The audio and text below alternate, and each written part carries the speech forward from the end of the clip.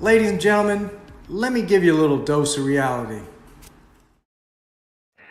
Hello, everybody. Welcome to Real Talk Fins Talk. I'm your host, Steve Molloy, and I will be your host tonight. We've got a good show tonight, ladies and gentlemen. This show is for you. This show is for you. It's open panel night. So come on in here. Tell me what you're feeling about the Miami Dolphins football team going into the 2025 season. And like I said, this show is for you guys. But all I ask that you are respectful to one another.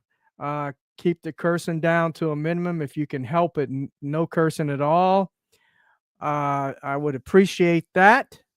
And remember, we are all Miami Dolphins here. Okay. So we may not agree on everything, but as I said, we're Dolphins. So let's just keep it respectful. And I see we got Anthony Manzano in here. Anthony, I see you in here, brother. Let me just get some housekeeping done, and then I'll have you come up. So if you are new to the channel, please hit that subscribe bell right down there and at the bottom there. Make sure you hit that bell and then share with your friends, your families, and your neighbors. And hit that like button too, ladies and gentlemen. Hit that like button so we can get this show out to all the other Dolphin fans out there that are not getting these notifications. And if you hit that like button, it will definitely help to send those out. So before we get on to the show, I did want to talk a little bit about what the Miami Dolphins, what special events that we have coming up here in the next month or two. So let me get to those. I have them here on my phone, and I just wanted to give you that info. So we will be looking out for that. All right. So upcoming Miami Dolphins events or special dates that we should be looking out for. We have February 24th. We have the NFL Scouting Combine. On March 4th, we have franchise tag deadline on March 4th. March 10th through the 12th, free agent tampering period. March 12th, beginning of free agency. I'm getting really excited about that. See what moves the Miami Dolphins will make for the upcoming season. April 24th, 26th is the big day. That's the NFL draft. The NFL draft. Very important for the Miami Dolphins this year. Very critical. Chris Greer's got to get it right. He's got to get it right this year. We have 10 draft picks, and he has definitely got to get it right. We have first pick is at 13 this year. So let's see what you guys are opinions are on what we should draft in that first round at number 13. Then in May 1st, we have the fifth year option deadline on May 1st. So let me bring Anthony up here, and I know he's been waiting patiently in the background there, so let me get him up here. Hey, Steve. Hey, Anthony, how you doing, brother? Hello. Can you see me? Can you hear me? There you go. Yeah. Hey, how you doing, brother? Yeah. No, for me, like I've lost patience with this team. Hello. Yeah, I'm here. Go ahead. Yeah. I've lost patience with the team in terms of doing stuff incorrectly.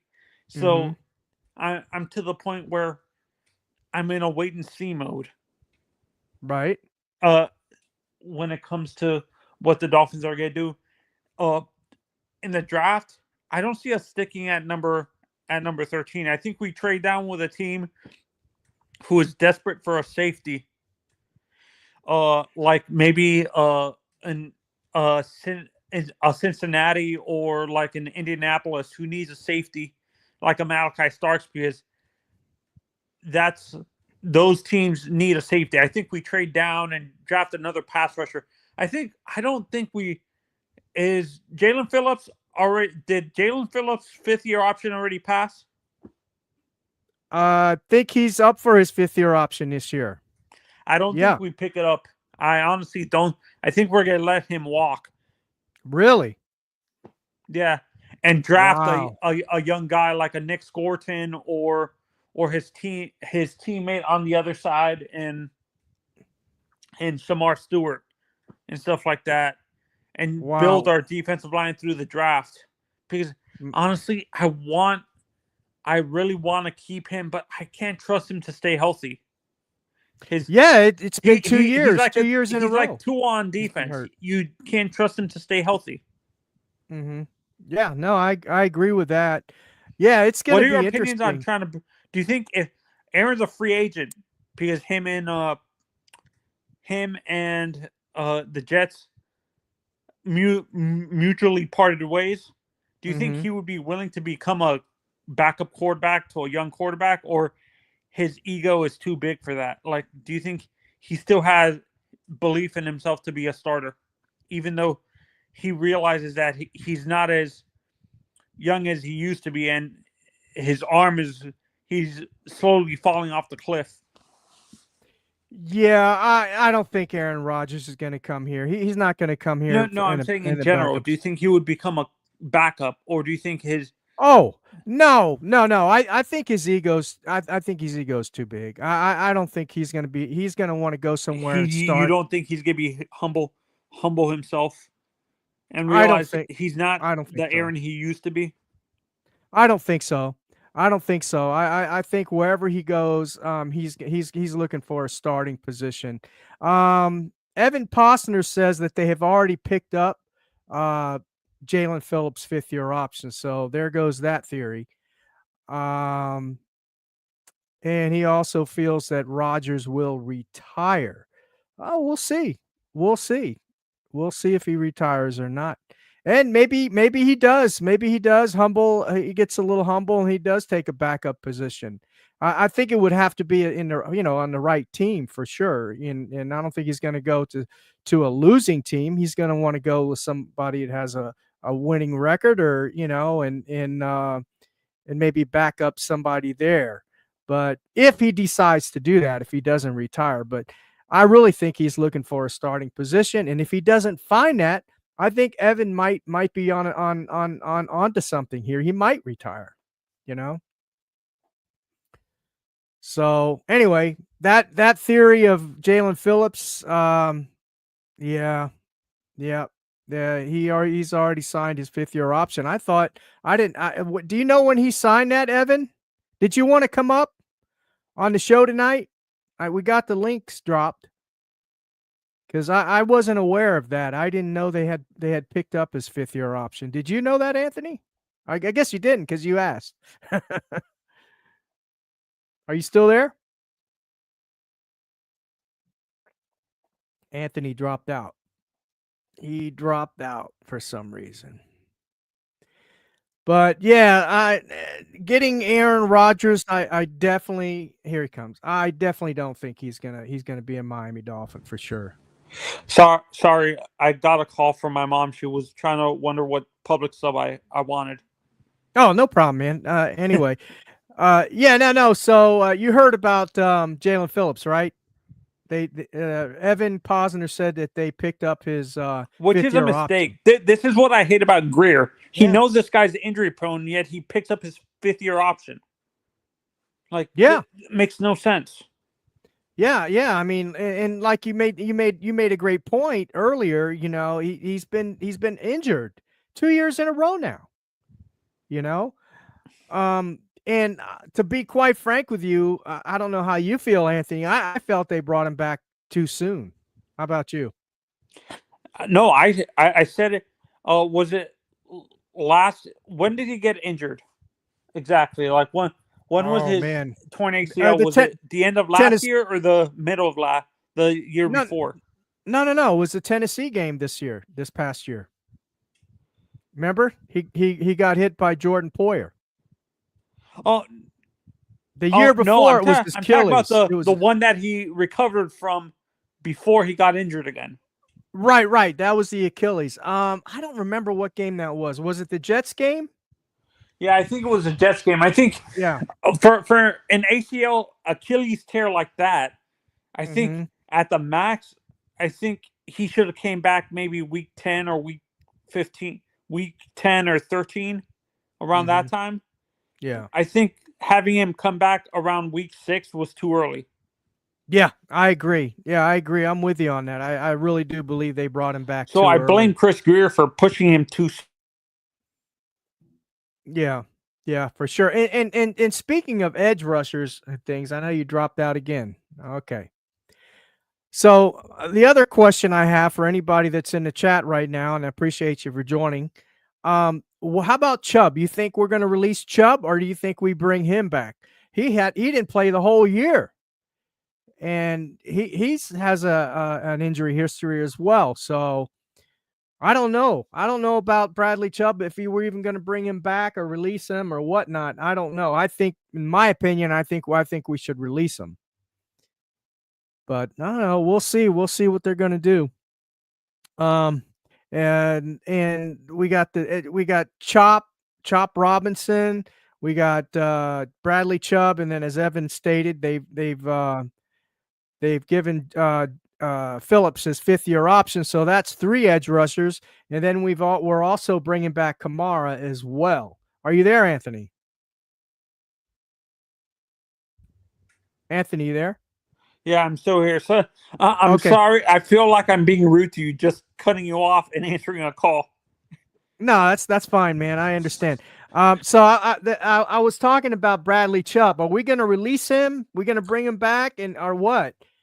No, And if I we, think what I think the guy we draft, if we draft a pass rusher, I think he's gonna be uh he's gonna be the replacement for Bradley Chubb. So like a guy like hmm Scorton or hmm Shamar Stewart is gonna be the Bradley hmm Chubb replacement.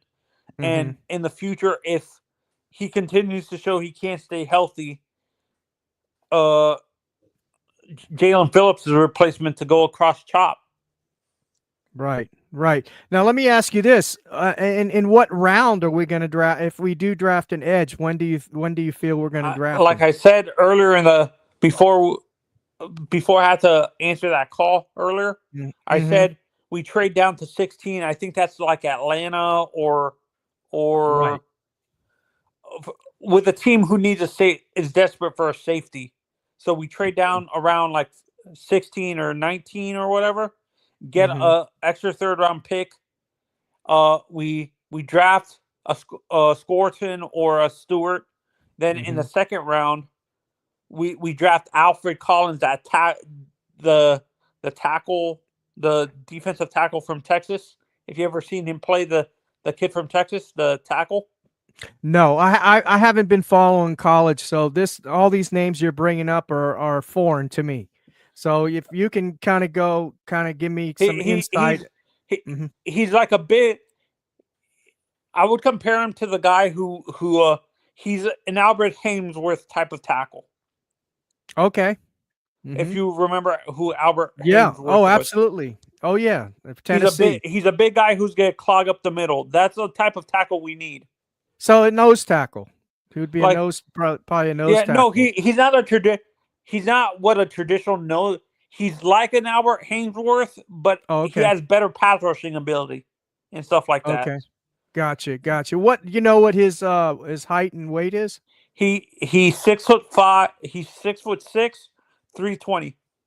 Yeah, he's probably a little too tall for nose tackle. A Oh no, traditional no, type my nose my tackle. my mistake. 6'4", 350. Oh, then he could. Yeah, he's definitely he's a prototypical nose tackle. But Maybe a little too tall, but uh he has better pass rushing ability than like the traditional nose tackles like a Haloti Nada or right, a an Albert Hainsworth who were just pure run defenders and stuff like right, that. right. Right. And Yeah. Like you in your said, honest clog up the opinion, middle. would you rather if like eh, I don't like any of these. We need a tackle. I don't.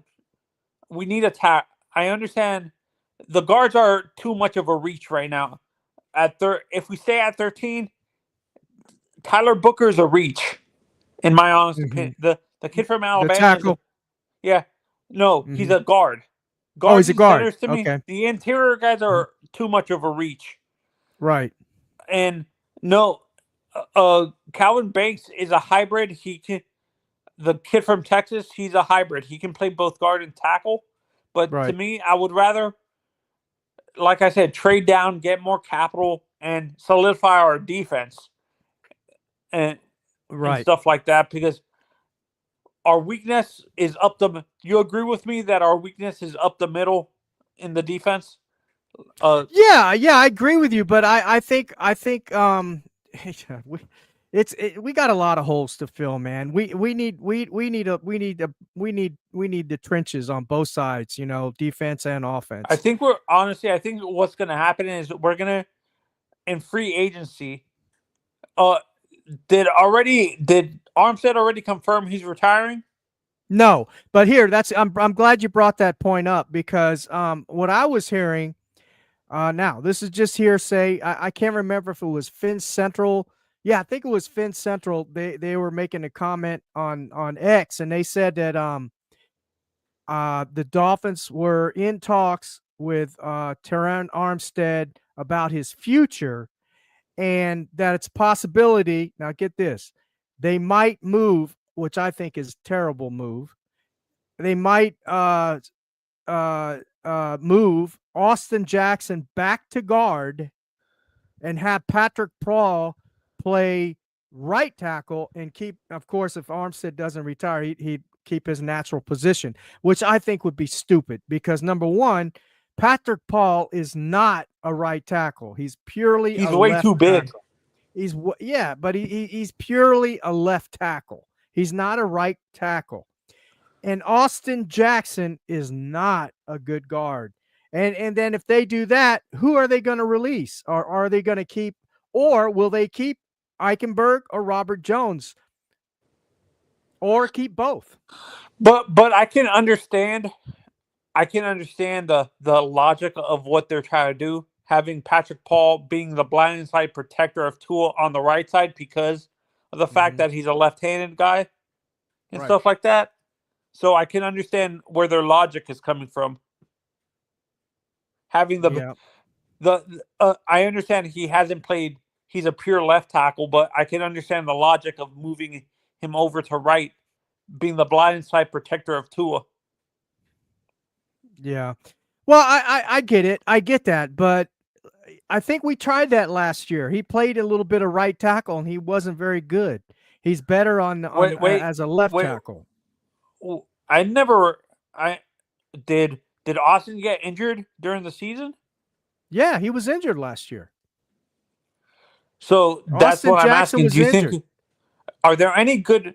Can you look at the free agent list for right tackle if there's any good ones? I don't know if we're gonna. I don't think we're gonna do that. I think what they should do is I think they should just keep Austin Jackson at right tackle. He's okay there. Brewer, keep Brewer at center. If Armstead doesn't retire, then Paul's your backup, man. Unfortunately, another boo boo by Chris Greer. He drafted him in the second round. This kid should be starting, you know, and I don't Why are know. you catering to an injured? Like why you I understand that he's a veteran, but he hasn't stayed healthy since he got here to Miami. Why are you catering to an injury-prone player?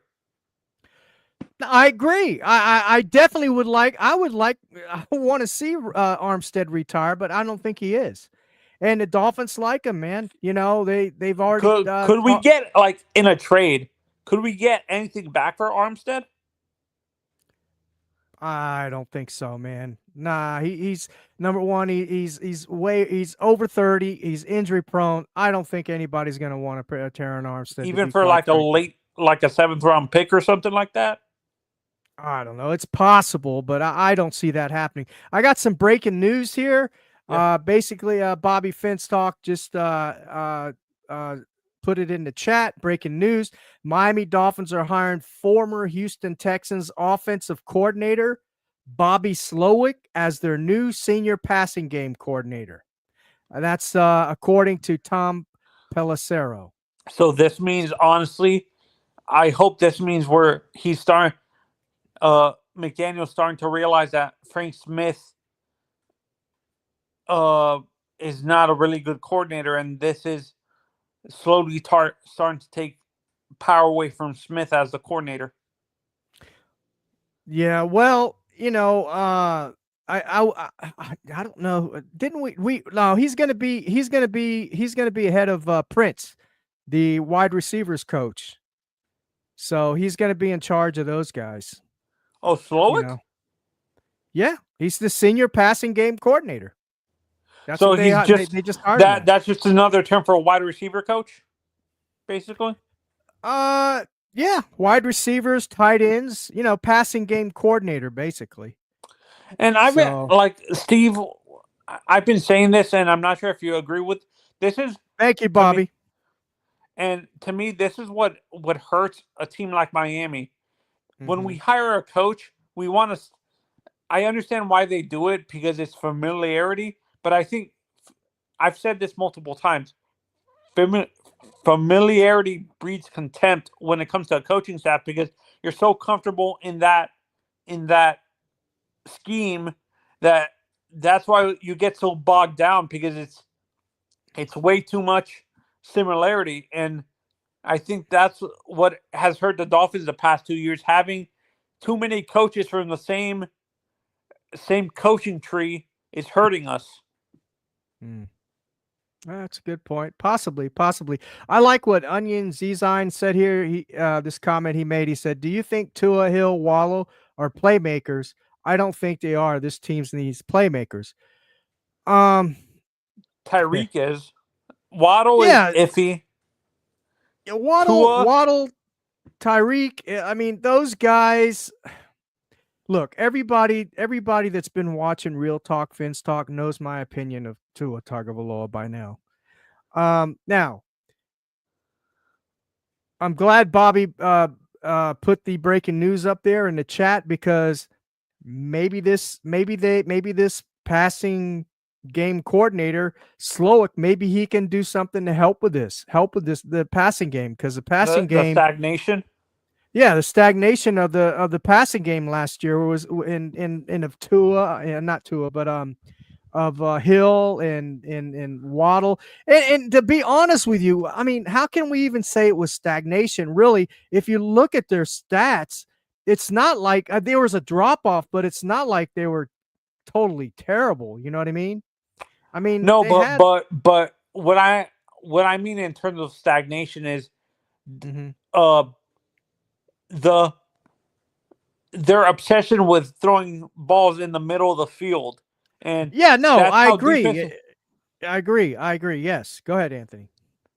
Yeah, and I think I've said this multiple times. I think McDaniel knows that Tua's arm is not strong enough to throw it outside the numbers consistently, so he has to be throwing it in the middle of the field or semi middle of the field to protect Tua's arm and stuff like that. So I think Mhm. it's McDaniel realizing that Tua arm has limitations when it comes to throwing outside, purely outside the hash marks and stuff like Mhm. that, like close to the boundary and field side of the field and stuff like that. Yeah, for sure. No, yeah, he definitely that's a limitation. Yes, for sure. And not only that, but how many comeback routes do you see the Miami Dolphins throw?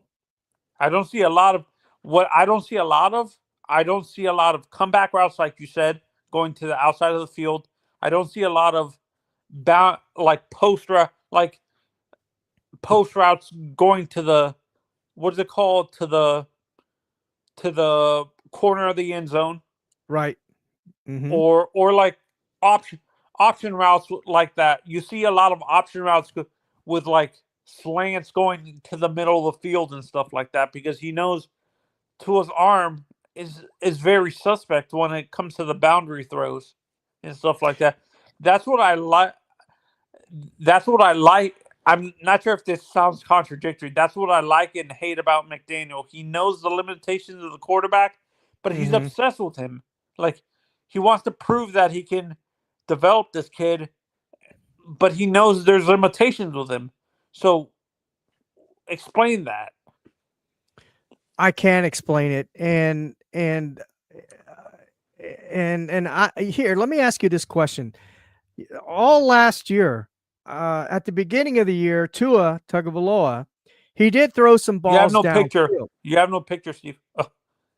Huh?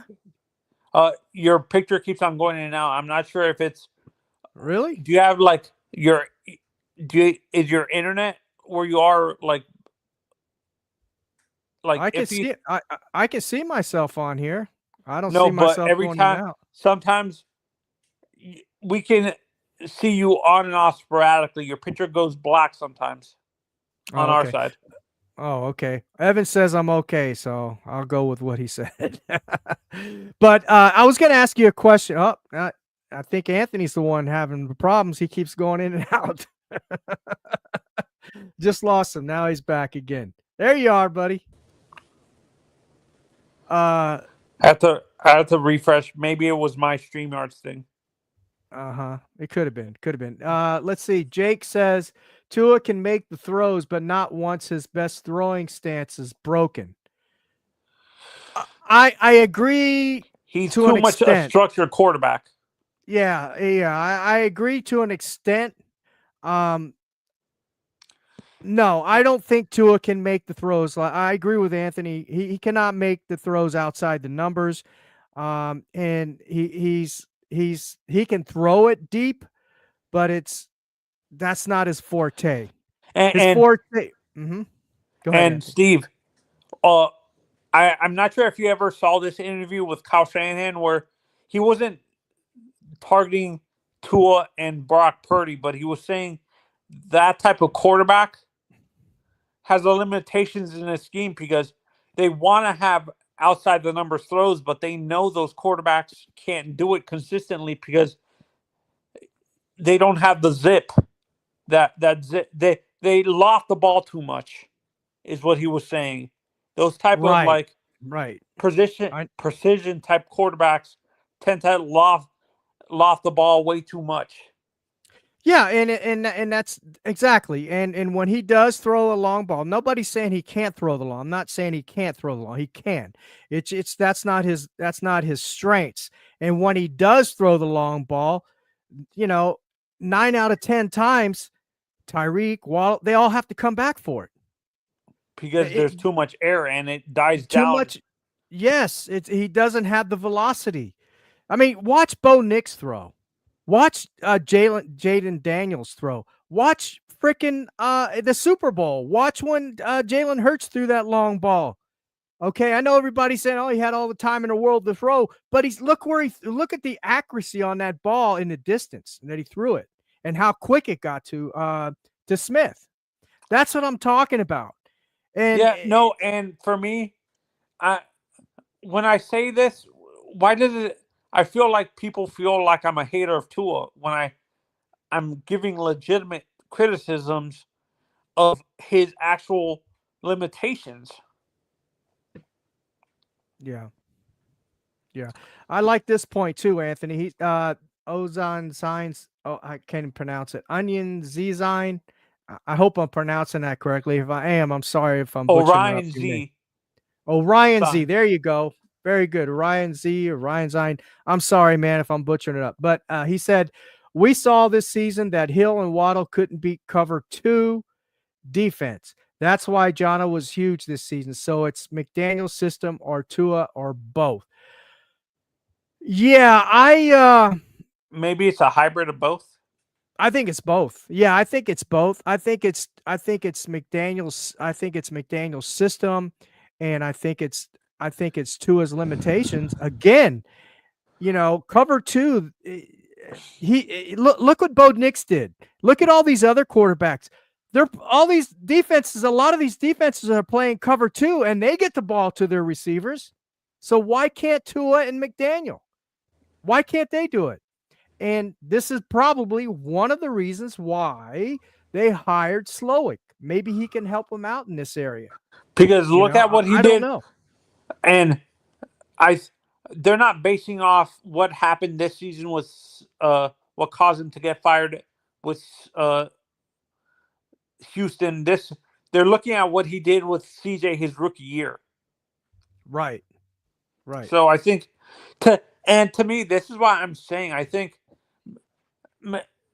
this is what's hurting McDaniel too. He's too loyal to Frank Smith. Like, and that it's not a good business decision to keep your friends if you know there's like if you know he's the one probably causing the issues in the stagnation of the system.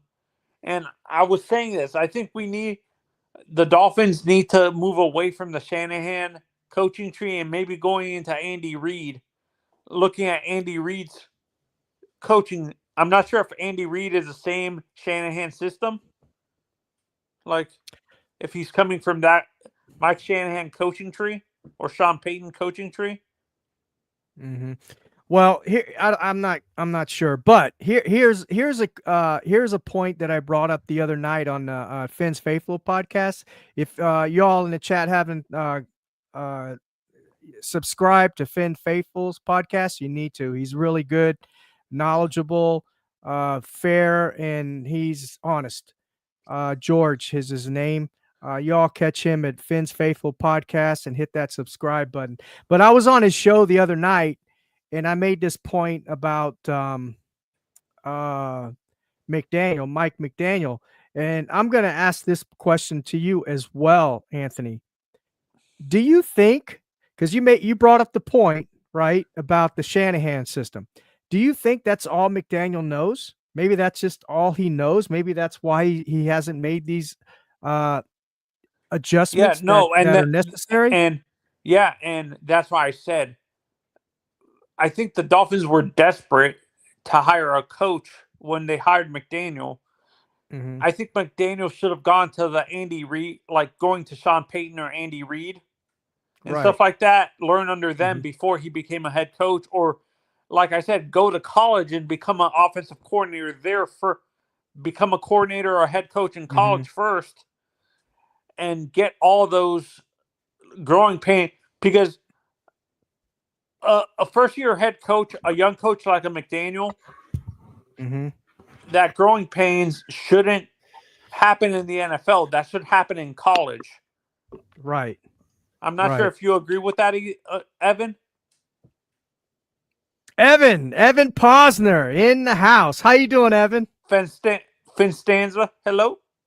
Hey, you're on mute, buddy. You said McDaniel, and I guess my ears were burning. I guess so, man. You popped I haven't right been on up. in a while. I was going to do a show on Thursday, which I plan on doing with Brett and Greg. And just to correct you, Steve, Horizon Z Sign is a big security guy in, I believe it's Tennessee or Mississippi. Oh. It's actually Greg Maney, who's on Finstock Overtime's brother. He makes you, if you combine the two of us, it equals him. So I got you. Be careful. He's a big Notre Dame fan. So just FYI. All right. How do you pronounce that name again? Horizon Z Sign. Horizon Z Sign. Okay. Yeah, Orion. I thought it was Orion. Orion Z Sign. Okay. Yeah. All right. Anyway. Horizon Z Sign. That's what it says. So Horizon sign or Horizon, or you can actually say Horizon sign. Or something like that. Yeah, there you go. How you all doing? So, good, doing good. So I asked Anthony this question. I'm going to ask you the same one. I don't know if you heard it before you came on about Mike McDaniel. Do you think that the reason why these adjustments that we want to see are not being made, whether it be in the run game with Tua, offensive line, do you feel that this is all that McDaniel knows? Maybe this is the only system he knows. I'll put it to you really in a simple terms, because I won't like I said, I promise in 2025 I won't besmirch his name and say mean things about him and call him McDummy or McStupid or anything like that. But we have to remember about Mike McDaniel. Mike McDaniel is a coach who, up until he got to San Francisco, has never been an offensive coordinator. And when he got to San Francisco, he was known as the run game coordinator with the OC title, but very similar to Frank Smith in Miami. He didn't have the play calling. So we actually didn't really know what his role is. Even though he has a title, it was a title in name. So his experience as an OC in terms of adjusting to play calling and such, he does it. He's still a young coach. So if you really think about it, when you look at Brian Flores, when he was coaching before that, even though he was only a defensive coordinator for a short period of time in New England, he stayed in the same system for so long. Mike McDaniel bounced from franchise to franchise to franchise to franchise and never developed his own skill set. If you go look at Sean McVay, part of that tree, Matt LaFleur, part of that tree, they all went and learned their own way of doing things.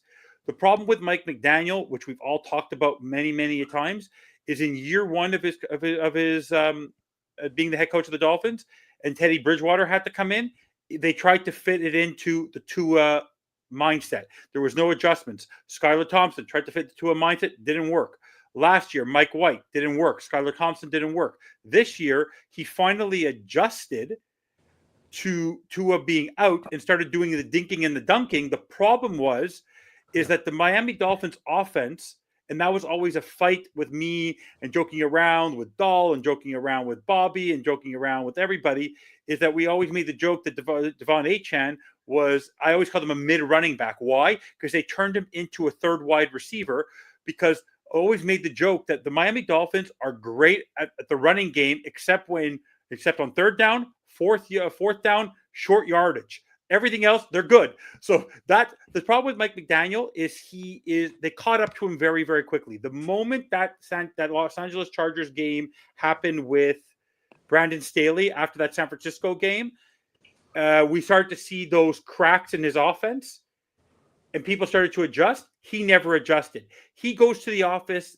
Everyone brags about it. Remember when they were on Hard Knocks and they're showing him at the office 3:00 in the morning, planning the different coaching scheme. In the end, what we've learned now with Mike McDaniel is that the hot, flashy style of winning, if you're not going to stick to that when you have Tyreek Hill and Jalen Waddle and you try to change the way it is, then it's not going to work. The way his offense is designed is you need to find a guy who fits the style of your star players. So if Tua's not there, you have to get somebody who works like Tua, whether it's a Jimmy G or so. His analysis of Skylar Thompson for me and the backup quarterback situation is the biggest indictment on Mike McDaniel. Now, if you look at what's happened this particular game, when you watch the Super Bowl, which obviously we all thought was one of the worst Super Bowls we've ever seen, what have you been talking about? The most famous line that Steve Molloy played all of last season and 2 seasons ago was, "You're more worried about the offensive line than we are." We all talk about the trenches. Now, there's going to be disagreements on how you utilize the trenches. The problem is that with Tua and with the way the offense is designed, unless you get a bell cow running back and you have big wide receivers and blocking tight ends, you need to have the trenches completely filled up. It was completely amazing to watch the Philadelphia Eagles defense literally rush 4 with Vic Fangio, who is, look at what he's done in one season. He used this as a stopping gap to have 1 year off to relax, to then go look at what he did in Philly. But if you look at the trenches and you look at the guard positions that the Philly had, you look at the guard positions that the Chiefs had and what didn't work there, and you look at the 4 offensive linemen they had on the line, the whole structure of the team for me falls on the head coach. As much as it falls on Greer has been there for so long, and you and I have always joked around that he has something on Ross to keep him here for that long. But in the end, Mike McDaniel is a one-trick pony. And until maybe the Bobby Slowick hire, maybe Darrell Bevel staying there for another year, but until Mike McDaniel admits that the play calling is not his best skill set, because one thing this team lacks, and you saw it, was the lack of control. So you look at the game against the Jets, where Tyreek Hill says, "I quit." A head coach of his young ability, being that he's a new head coach, hasn't earned the right in his third season to keep the play call sheet in his hands when his team has gotten worse year over year. They've literally lost 5 in a row, multiple seasons. This season was not a difficult season, whether you have injuries or not. They were once again more depleted on the defense than they are on the offense. Yeah. So and Steve and Anthony, the crazy part about this team, if you look at the roster as it sits right now, there are more holes. They have to sign like 29 players, so they really need to go get more draft picks. They better not trade for a veteran. But the problem is you have lame duck coaches and lame duck GMs who are going to go after Myles Garrett. They're going to go after Max Crosby. They're going to go do big things because they're trying to save their jobs, which is crazy. But the Dolphins, the way they are structured now, can go get set, but they're going to have 10 draft picks with the 3 compensatory. They could probably go get more and trade down. They need to build the lines on both sides of the ball. Go get a Jimmy G. Go get a Josh Dobbs to be a backup quarterback. You want Tyler Huntley to be your third, go for it. But they need to get tons of draft picks. The thing is if you look at their offense and you look at their defense, there are way more holes on the defensive side of the ball than there is on the offense. Because on the offensive side of the ball, wide receiver wise, Hill's coming back, Waddle's coming back, you have Taj Washington, you have Malik, and you can go get another third wide receiver, your veteran. You have Devon Achane, you have what's his name? Jalen Wright. Jalen Wright. You're going to cut Mostert. You can go get a third guy in the draft, or you can go get a veteran who's more of a power back. You have Ingold. Tua, you're going to have your drafted quarterback. At your tackles, you have Paul, you have Jackson. Teron Armstead might come back, so we'll figure out there. So you need 2 staunch guards. You have Brewer in the middle. That's your tight end. You have Jonnu Smith. You can go get another guy in the draft. You're fine on offense. On the defense side of the ball, you have Zach Sealer, and that's it. On the edge rusher position, you have Phillips, who's coming back from an injury. Chubb, who won't be back because they're not going to commit to his $28 million or $29 million cap hit. On the defensive line, like I just said, linebacker, they have Jordan Brooks and Channing Tindall. They don't have much else. Cornerback, they could live with the 4 or 5 that they have between Storm Duck. If they don't want to bring Kendall Fuller back, they can go get someone else. They have Jalen Ramsey. They have Kader Kohu. They have to get 2 safeties. They have to go get a punter. But what I'm saying is that the majority of the defense is now Anthony Weaver's ability. Think about this. Anthony Weaver has to go revamp his defense to what he truly wants. And he had a top 10 defense last year, almost in the top 5. McDaniel had the 19th offense with the stars he has. So when you ask the question about Mike McDaniel is his own worst enemy because he doesn't want to become a head coach. He wants to be like everybody else. He wants to be Sean McVay. He wants to be Kyle Shanahan. He wants to be Andy Reid. He wants to be guys who have the play call sheet in their hands. And there's only so many people who have that ability. Andy Reid had that ability, but Andy Reid called his worst game of his career on Sunday. Ran the ball 3 times, constantly kept on throwing the ball. Where were the checkdowns? The funny part, when I was watching, I watched and I go, if he had the Mike McDaniel playbook that he had for Tyler Huntley, he might have done a little bit better in the Super Bowl. Check down, use your wide receivers, use Pacheco, use Hunt, use a little bit of different. So, they were playing the same type of defense that they play against the Miami Dolphins offense. Yeah. And by the way, you wonder why Sirianni is a better coach now and why he learned? He's not play calling. He's not play calling. He gave up his play calling. McVay is a little different because McVay is a wizard, but McVay has won a Super Bowl. When you win a Super Bowl in your first 2 or 3 years and you're 32, 33 years old, and then you've earned the right to play call. But until you've proven that, you don't earn that. I made the joke this season that that we've all talked about it when we do overtime, that we're looking forward to 2026. The difference is that here, what you learned about the Eagles is almost all their star players were drafted. They weren't traded. They went to get AJ Brown. AJ Brown, yes. But why did all of a sudden a guy who everyone was laughing at in the Jets, Mekhi Becton, why is he all of a sudden working out there? But by the way, we're going to laugh. We all joke around about Aaron Brewer. Aaron Brewer is what, 6'2", 275? Do you know what the average height and 280. weight? 280. I know, I saw You know it. what the average height and weight of the Eagles is? It's 338. 6'6", 338. Yeah.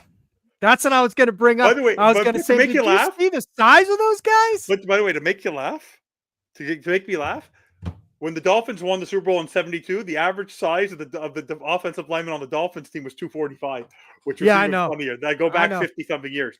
No, but overall, the one thing that concerns me about McDaniel, which continues to concern me, is I'm not concerned about Tua, the quarterback, because what you learned on Sunday is Hurts is no superstar quarterback. There are 4 elite quarterbacks in the league. They're all in the AFC. There's Burrow, there's Allen, there's Jackson, there's Mahomes. But here's what I got to disagree with you on. He may not be as good, accurate as a thrower as Tua, right? He can run. He can run. He's got that X factor. He's got the But mobility. he has AJ Brown. He has Devontae Smith. He has Dallas Yeah, Garvey. sure, Oh wait, sure. also And he he's has got a hell of a Saquon Barkley. line. He has a hell of a line. But like I said, Phil Bobby likes to say this, and I do agree with him. You could win when you build. If you look at why did the Kansas City Chiefs lose? Because their offensive line and their play calling on that side of the ball, the quarterback was not making good decisions, and the offensive line was getting in his face. Yep. When you look at the start, because if you look at the actual game of the Lions, for example, they lost because they had so many injuries on defense, they couldn't compete with anybody. They had so many injuries. But when you look at all these teams that are winning games, it becomes a matter of, it's a game of inches, because you look at the drop ball by Andrews, the fact that the Bills almost got there. No team is perfect. But the one difference with the Eagles, what they did is Howie Roseman, who's one of Chris Greer's closest friends, is building through the draft. Like Cooper DeJean, like, are you kidding me? The way he is on his birthday, 22 years old, went to go get him. Yeah. They had 2 rookies. And the whole joke, that I'm sure you love this. People, why we don't want to pick, we all talk, Vic Fangio doesn't want to play rookies. Are you kidding me? How many rookies did he have on that line? And here's the thing, Evan, I'm glad you brought that up too, because you're talking about building through the draft. I looked at the draft between the two teams, the Kansas City Chiefs and the Philadelphia Eagles. Every year, with the exception, I believe, of 1 year, but the average draft picks that they have as starters and are impact players, not just a starter, but an impact players, the average is 3 to 4 rookies every year. Yep. Since 2018. Easy trivia question for everybody. Who had the oldest team in the NFL last season? Do you know who it was? Yeah, Miami Dolphins. Who had one of the youngest? Philadelphia Eagles. There you go. That tells you everything you need to know. Like, the point is that they tried to do the model of the Rams. The difference is that the Rams had a D-line as scary as can be. The problem is Mike McDaniel had a team in 2023 that was built to do something, and he literally crapped the bed, even with Tua there, because he did things like not running the ball when he needed to, overusing Tyreek Hill, not utilizing the players in the way that they worked, and didn't entrust Vic Fangio. There was a lack of cohesion there. Like, the fact that we're now the shocking part is Anthony Weaver is the first coordinator on the opposite side of the ball of the head coach who's going to be here for a second season since the rebuild started. It's crazy. Thank God. We go like crazy. For me, in the end, the whole concept of the Miami Dolphins is that they blew 2 years ago their opportunity, and and I understand in the end why they brought everybody back, because you can't they were not ready to get rid of one versus the other, because as long as Tua's contract is available, is locked in, as long as Tyreek Hill was guaranteed his money, because they can't walk away from Tua and they can't walk away from Tyreek without a major hit until 26. So if we're stuck with these players for at least one more year, what kind of coach is going to come in to this lame duck situation? Like, they were going to end up like the same way when they lost Flores. They were not really in the best situation to get the best head coach, right? Like, if you look at New Orleans, like New Orleans now, they settle for Kellen Moore. Like, Kellen Moore? Who are they? What? Like, honestly, I wouldn't hire Kellen Moore. Look at this. Kellen Moore is now with these Super Bowl champions. But what has Shane Steichen and Jonathan Gannon did for the Cardinals and the Colts since they moved there? Just because you're a great assistant coordinator doesn't make you a great head coach. No, I agree. A lot 100%. of guys. It took, how long did it take that Dan Campbell to be successful? How long did it take Bill Belichick to be successful? Yeah. Like, Mike McDaniel, Brian Flores became a better coordinator, and he'll be a better head coach in the future on his Mm-hmm. second stint. Because Mm-hmm. unless you are molded into the franchise and groomed to be that head coach in the future, like the way Patrick Mahomes was groomed to be behind Alex Smith. There's a reason why Jordan Love is as good as he is and why Aaron Rodgers became as good as he is, because they developed behind a great quarterback. That Tyreek, like I said, for me, the biggest mistake the Miami Dolphins ever made in the last 10 years of this franchise was not redshirting Tua. Had Tua not played in the 2020 season, his trajectory as a quarterback in 2021 would be different than it is today. Right? So for me, in the end, Mike McDaniel, no matter who you build him around, he is his own worst enemy until he allows himself to realize his own inabilities as a head coach. Then he'll never be a great head coach, because you know how Steve, you were in the, I thank you for your service. You know how people who are at different ranks in the service, you know how Mm-hmm. they became those leaders? Because they knew how to utilize the people around them. Do you think that generals don't 100%. rely on their captains and their mid-level people for advice? There's a reason why in a situation room, the president of the United States walks into a situation room and he has 20 people there to give him feedback. They can't make that decision on their own. Mike McDaniel makes the decisions on his own. So Yeah. as long as he's not, to this day, you and me know this. No one knows what Frank Smith does. He has the easiest job in the NFL, because if you're telling me he helps the offensive line, then I why is have Butch no clue. Barry there? Yeah, exactly. And you made some good points there, Evan. And the one that I really liked the most was you were talking about Mike McDaniel as a first year rookie head coach, right? And he came into this situation, and he came into a situation where the way that we constructed the roster was a win now. We were supposed to go to the Super Bowl 2 years ago, right? That's a bad situation for a rookie coach to come into, even with the talent that he had, He was the because wrong of head coach. the wrong head coach. We should have got a Doug Peterson or someone like that. Experience, has been there, has done that. With that roster, that's what the kind of coach you need, right? Not somebody like a Mike McDaniel that he's coming in and he's an experiment. He's just an experiment. You don't come in with a rookie head coach as an experiment with a roster that you have. That's That's just not even too it. overwhelming. That's just too much. How about this? He hired a rookie this season. He had a rookie DC, an OC who doesn't do anything, and an inexperienced head coach. I always said this. My number one comment was Mike McDaniel was the perfect head coach when the rebuild started. That's my point. If He you was bring a not the, McDaniel in, or a coach, a rookie coach like that, when you're building a team for Dan 3 or 4 Campbell. Dan years. Campbell was winning 1 or 2 games a year when he became the Detroit head coach, That's right. because he was a rookie head coach. Look at right. You bring in experienced head coaches, like the way it didn't work out for him in Dallas, but Mike McCarthy, the reason why they hired him is you bring him in when you're ready to win. Sean Payton was a little bit of a different situation because he's past, and I think they were trying. He already won a Super Bowl, but Yeah. You can bring a veteran head coach whenever you want, but Yeah.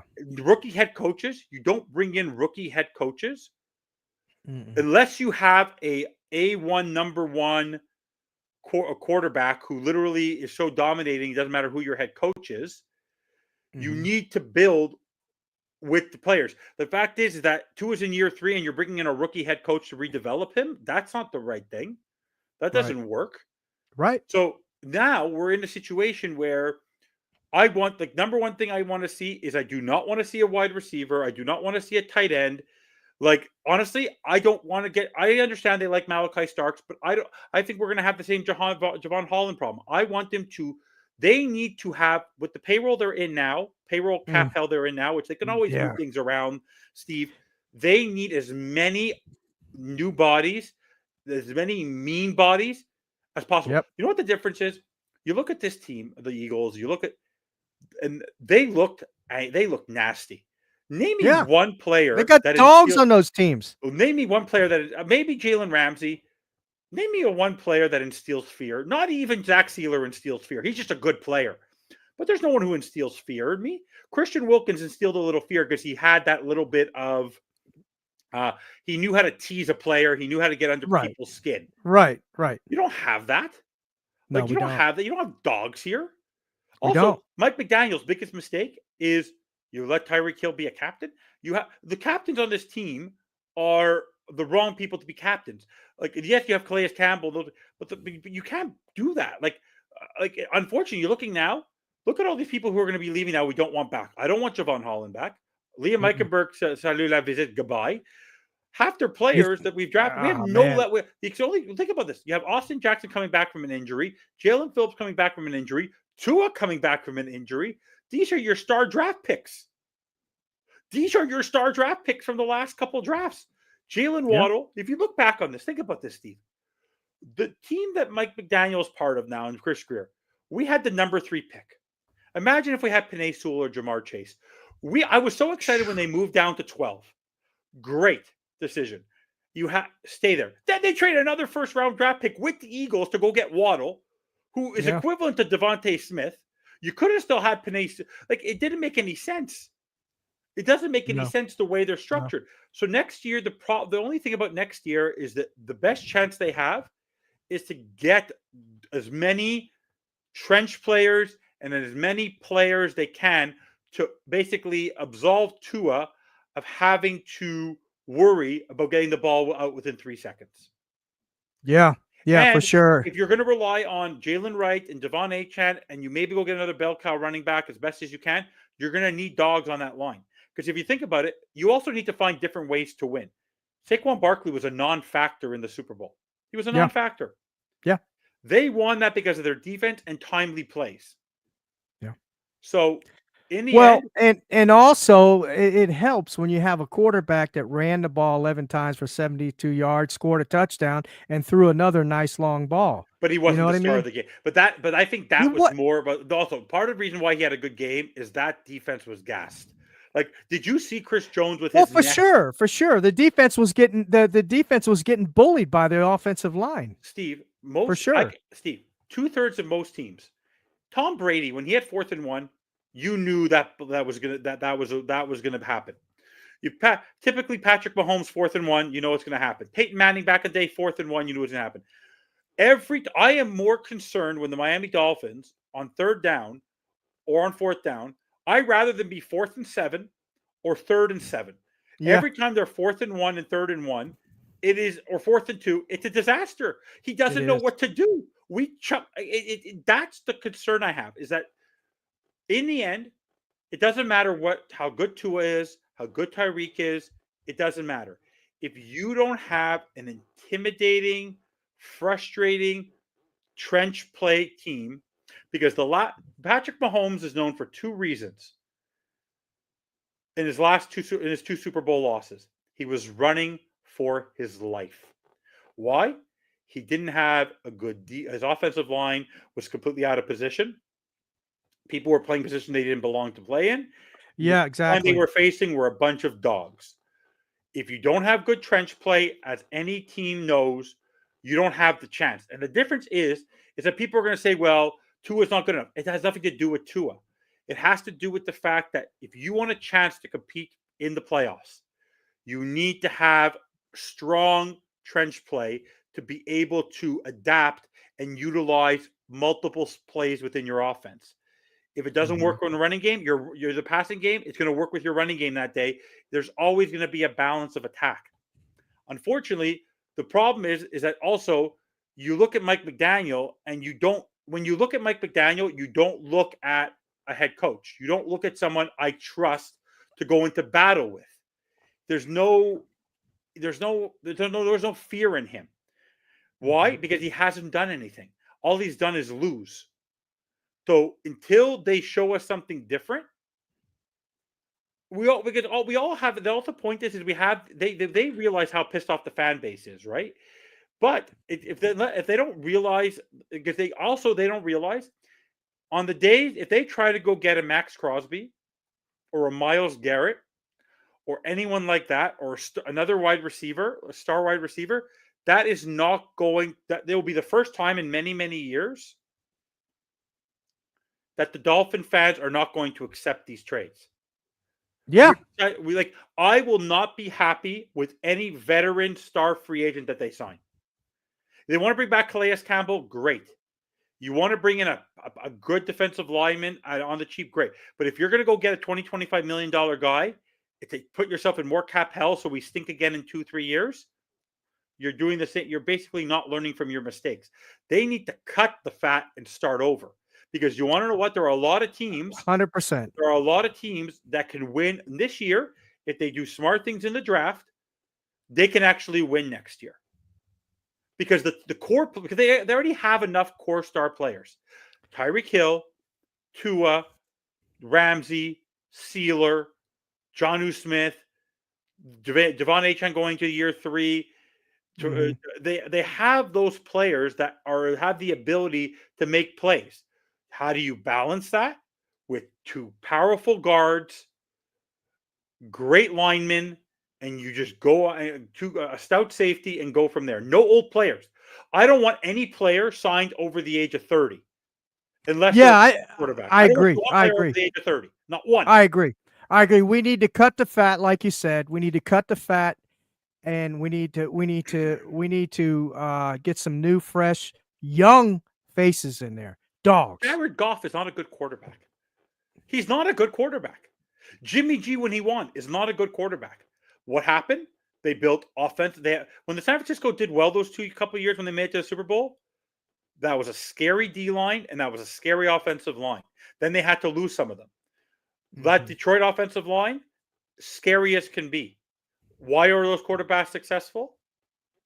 Because of their lines. Yeah. Give Tua time in the pocket. Tua's time in the pocket. Tua's problem is he's not protected enough for the way that he is. If he's protected and is given space, then because he tries to do things where he doesn't have the protection. If you happen to notice, when Jalen Hurts runs for these yards, he has a lineman running with him, killing people in front of him. Yeah, for sure. We don't have that. Yeah. We don't have that. Yeah. And I know this. If you looked at Media Row, and when Teron Armstead was there, he's talking about how it was his team. I love Teron Armstead. The problem is, if you bring back Teron Armstead, is where's the development of Patrick Paul? Patrick Paul, that ends up meaning that because Patrick Paul is not a guard. No, he's not. If you bring back Teron Armstead, you're crushing the development of Patrick Paul, who will not drafted him in the second round. You draft him in the second round, and you're not going to give him a chance to develop, because a guy could be a great offensive lineman one day, but you need to let him develop through OTAs, through training camp, multiple reps. You have to be able to do that. If you bring back Teron Armstead, who's not going to really want to take a pay cut, you're hurting this guy's development, right? I agree. You can't judge him for year 1. No. I think he could. I'm not going to say he's going to be a Hall of Fame player, but I think he could develop into a good, solid tackle. Let me just say this. Everybody that's in the chat, I appreciate you joining tonight. I really do. Please hit that like button. If you're new to the channel, please hit that subscribe bell down at the bottom there, and share with your friends, your families, and your neighbors. Evan, I'm going to have to cut it short here in just a second or two. But I really appreciate you coming on. I appreciate Anthony coming on tonight. And we're going to do this again. I'd like to set up some more panel shows, with the Fins Talk Sports Network gang. And then plus I'd like to have more of these Tuesday therapies where we can get the fans to join in and give us their opinions, and they can, gripes, however they feel, they're welcome to come on. So we'll do it again. But again, Evan, thank you so very much for joining me tonight, brother. I really do appreciate it. Yeah. So with that, where can they find you, Evan? I've been a little quiet because it's the off season and I have been so busy with other things, but I should be back this Thursday night at 8 p.m. for an episode of Fins Talk Overtime. Brett, myself, and Greg want to beef it up a little bit. We want to have some fun and compare the Super Bowl, similar to what we did here, but expand on it a little bit more. So you'll be able to catch me on Fins Talk Overtime, 8 p.m. on the Fins Talk Sports Network. If you want to follow me on Twitter, on X, I'm at Finstanza, but you'll catch me on the draft shows. You'll catch me in the comments on East 10th Street Boys. I'm always trolling. I'm always driving everybody crazy. For me, I always tell people my hiatus is the month of February typically I'd like to only be in February, because if the Dolphins actually go somewhere in the playoffs, it'll usually be February, because for me, when free agency hits, I go crazy. Like March, beginning of March, that's when I go gangbusters, and I don't stop until the regular season starts. Yeah, for sure. All right, guys.